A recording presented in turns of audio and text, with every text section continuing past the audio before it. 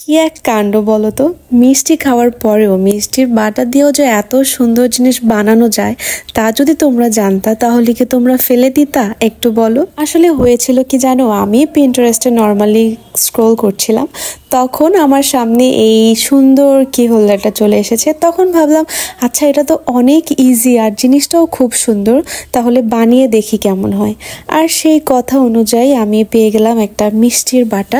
আর এই মিষ্টির বাটাটা কিন্তু কুমিল্লা থেকে আনা হয়েছিল।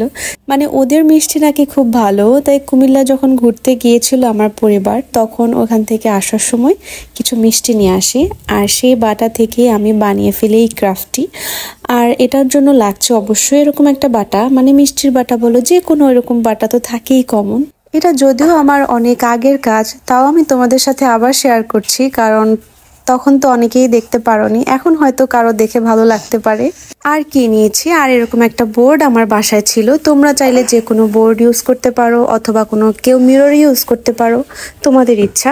তো আমি এমন একটা বোর্ড নিয়ে তাতে ব্ল্যাক কালার করে দিয়েছি। আর এইগুলা কি কেউ গেস করতে পারছো? আচ্ছা, এইগুলা হচ্ছে তুমি চুমকি স্টোনের দোকানে পেয়ে যাবা। এই টাইপের অনেক হুকস আছে, আমার বাসায় এগুলা ছিল তাই আমি এটা ইউজ করেছি। তোমরা চাইলে যে কোনো বাটন ইউজ করতে পারো বা মার্বেলস ইউজ করতে পারো। যাই হোক, তোমাদের কাছে কেমন লেগেছে জানাবা কিন্তু। আমার কাছে তো বেশ লেগেছে।